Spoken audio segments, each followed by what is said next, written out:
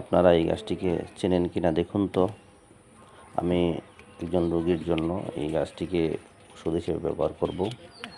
কানের ব্যথার জন্য আপনারা সম্পূর্ণ প্রসেসটি দেখবেন।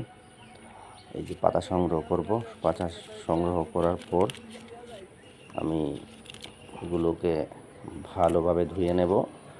আপনারা ভালোভাবে ধুয়ে নেবেন যেন এর মধ্যে কোনো প্রকার ময়লা না থাকে, এবং এইটিকে আপনারা ভালোভাবে কোনো একটা কাপড় দিয়ে পরিষ্কার করে, পানি যেন না থাকে ভালোভাবে পরিষ্কার করবেন অবশ্যই, এবং কোনো শিলপাড়ার মধ্যে দিয়ে ভালোভাবে থেতু করবেন।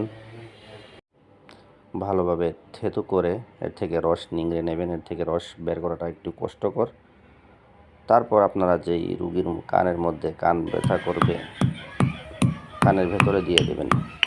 এই গাছের রস 1 থেকে 2 ফোঁটা রোগীর কানের মধ্যে দেবেন। এর পূর্বে আপনারা হালকা আগুনের মধ্যে দিয়ে গরম করে নেবেন, আর গরম করার সাথে সাথেই রোগীর কানের মধ্যে দিয়ে দেবেন 2 থেকে 3 ফোঁটা। ঠিক আছে, তাড়াতাড়ি দিয়ে দেবেন।